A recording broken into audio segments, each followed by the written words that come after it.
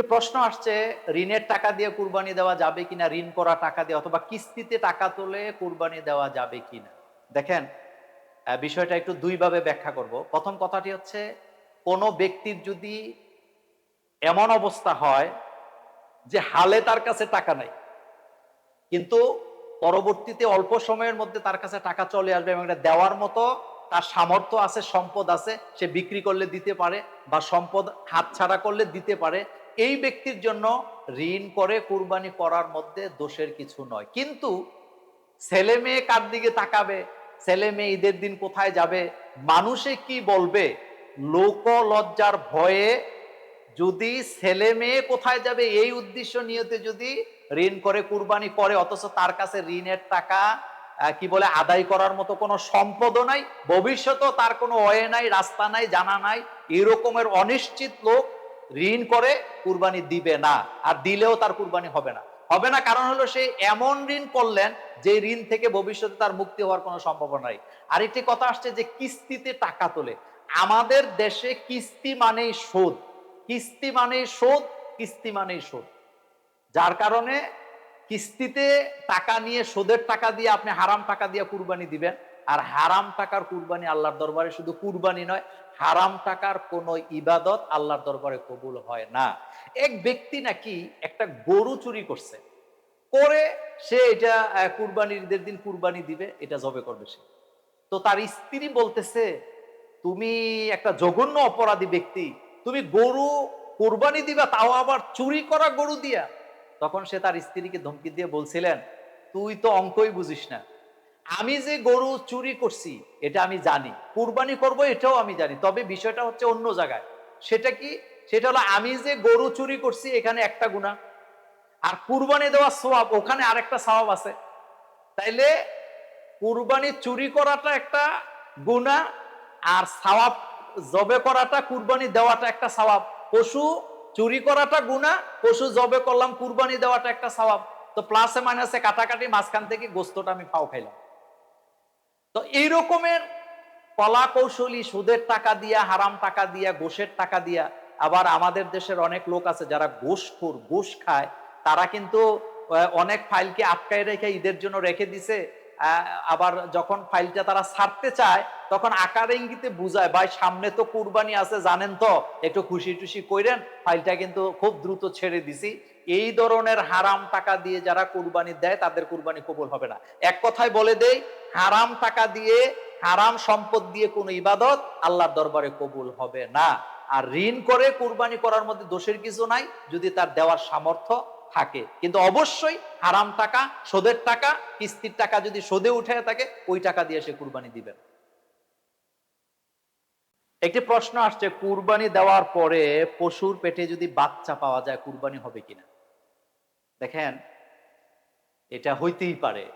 আপনি একটা গাই গরু কুরবানি দিলেন, অথবা একটা বকরি আপনি কুরবানি দিলেন, কিন্তু এটার পেটের ভিতরে বাচ্চা থাকতেই পারে। তবে প্রথম কথা হচ্ছে, কুরবানির পশুর পেটে যদি বাচ্চা থাকে, এর দ্বারা আপনার কুরবানি বাতিল হবে না। এটা প্রথম কথা, আপনার কুরবানি হয়ে যাবে। দ্বিতীয় কথা হলো, এই বাচ্চাটাকে আপনি জবে করে দিবেন। জবাই করে দিয়ে ওর গোশত যদি আপনি খাইতে পারেন, এক টুকরা খাইলেন, আর না খাইলেও কোনো গুনাহ হবে না, তবে আপনি এটাকে জবে করে দিবেন। ৩ নম্বর কথা হচ্ছে, আমাদের দেশের অনেকে এই সতর্কতাটা নাই।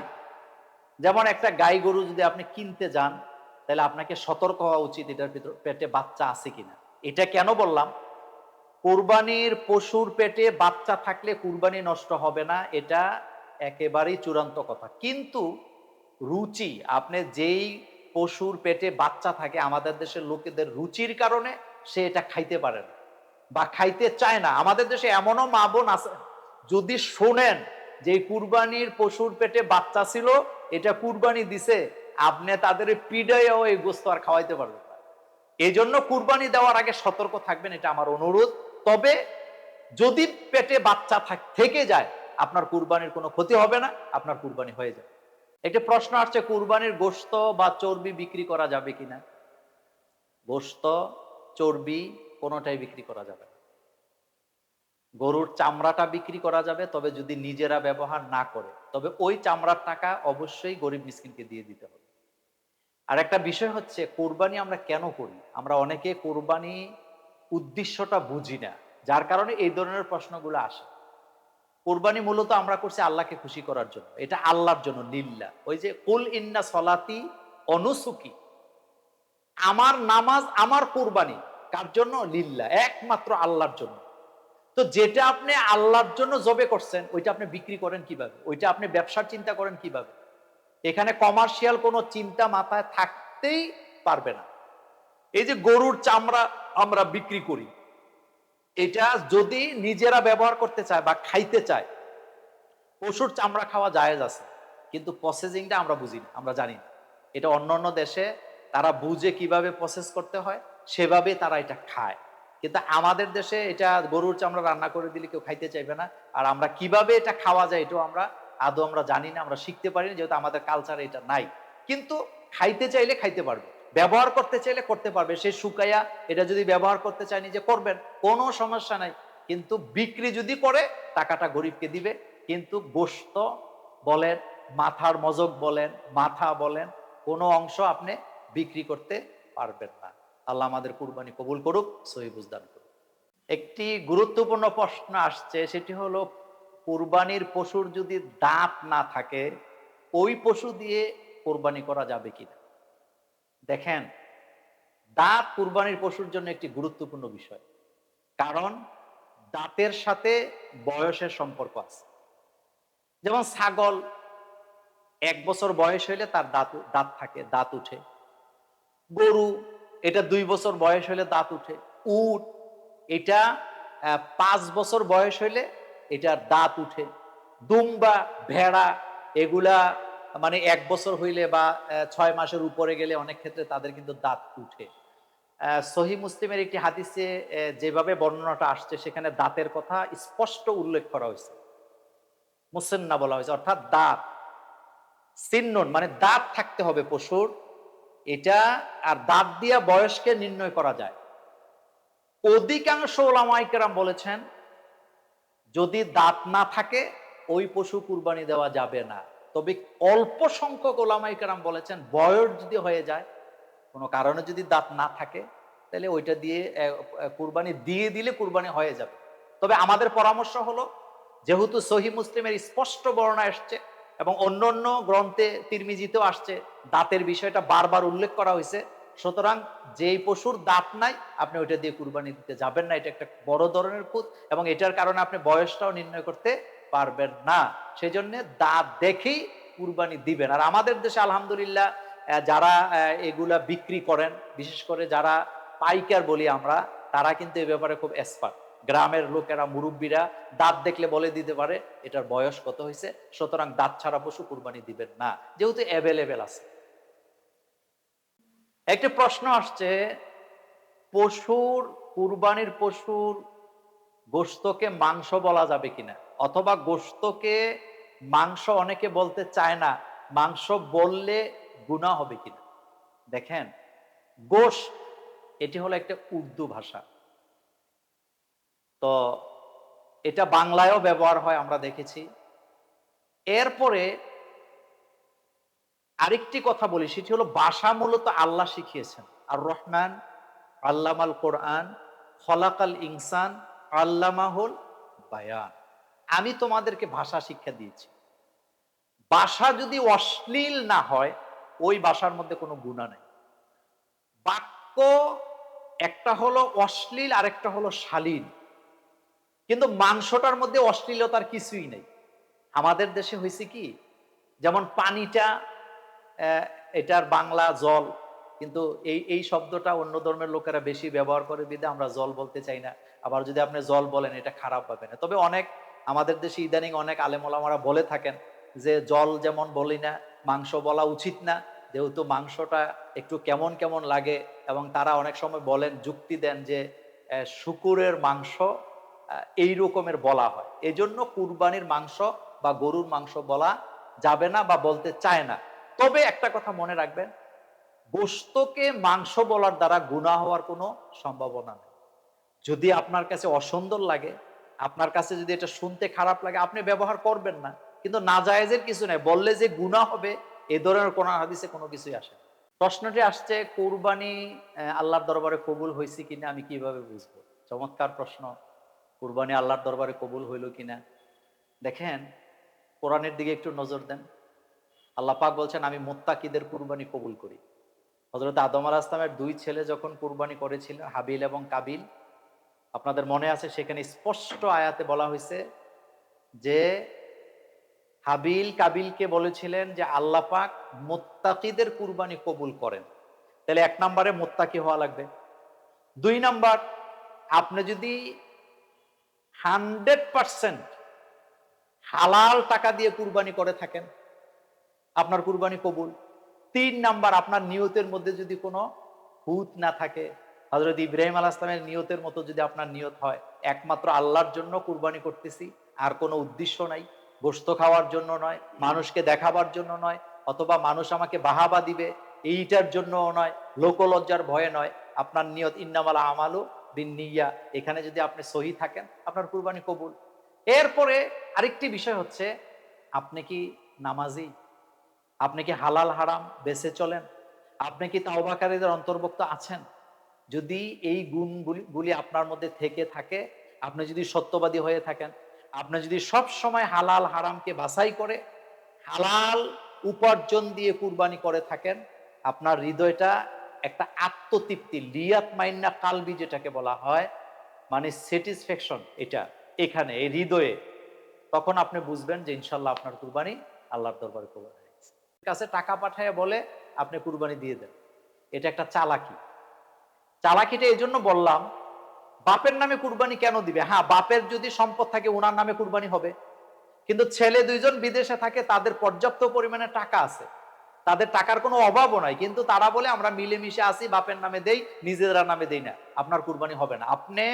আপনারা যে 2 ভাই আছেন কামাই করতেছে, বা 3 ভাই 4 ভাই থাকুক, তাদের যদি সামর্থ্য থাকে, তাদের নামে বা তাদের পক্ষ থেকে কুরবানি না দিয়ে তাদের বাবার নামে মায়ের নামে কুরবানি দিতে পারবেন না।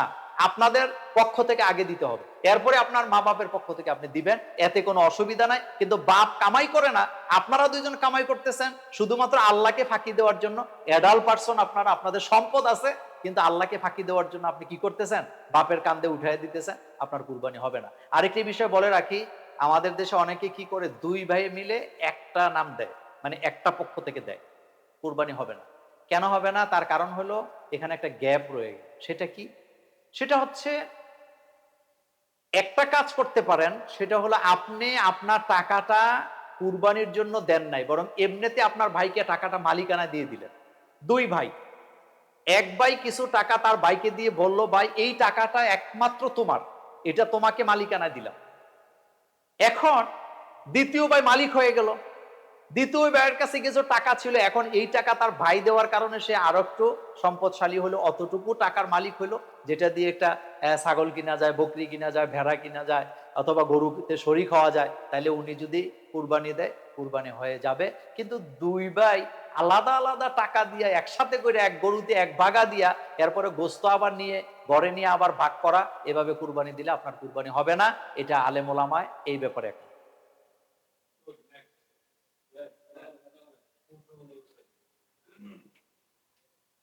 ওকে, যাব।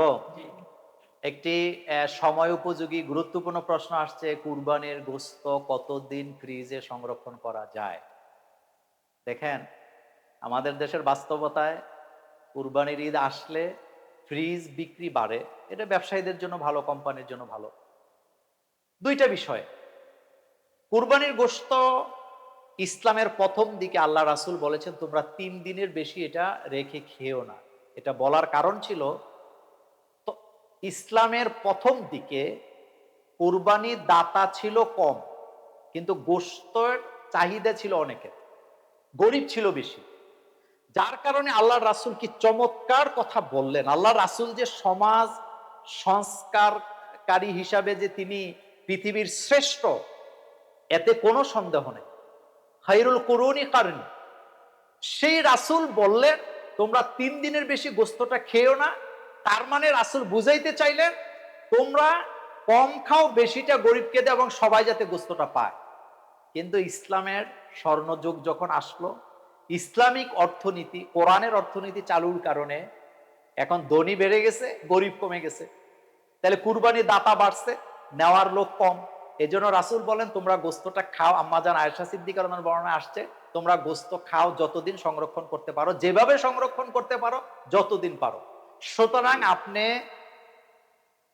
আপনার আত্মীয় স্বজন গরিব মিসকিনকে দেওয়ার পরে যে গোস্ত থাকবে, এটা আপনি ফ্রিজে যতদিন সংরক্ষণ করা যাবে, তার স্বাদ, গন্ধ, মজা এবং রং যতদিন নষ্ট না হবে, আপনি সংরক্ষণ করে খেতে পারবেন, এতে কোনো অসুবিধা নাই। তবে আমাদের দেশে একটা কুসংস্কার চালু আছে, সেটা হলো আমাদের দেশের অনেকে মনে করে এই বছরের দেয়া কুরবানির গোস্ত যদি আগামী বছর কুরবানি পর্যন্ত রাখা যায়, এটার জন্য আলাদা একটা সওয়াব আছে।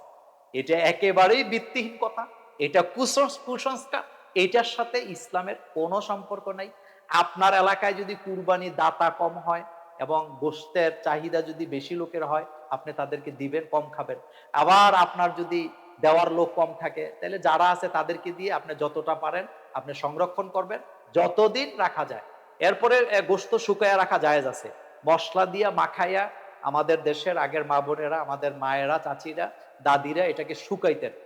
নাজায়েজের কিছুই নাই, এটার দ্বারা স্বাদ, গন্ধ, রং কোনোটাই নষ্ট হয় না। সুতরাং আপনি যদি শুকাইতে পারেন, এটা ভালো লাগে। যেমন আমি ব্যক্তিগতভাবে এটা খুব পছন্দ করি, শুকনা গোশত মশলা দিয়ে শুকাইয়া, এরপরে এটাকে চেঁচাইয়া বেগুন দিয়ে রান্না করলে মজা কিন্তু খারাপ না, খুবই মজা লাগে। সুতরাং সংরক্ষণ যেভাবে করতে পারে আপনি করে যতদিন ইচ্ছা খেতে পারেন। আল্লাহ পাক আমাদের কুরবানি কবুল করুন।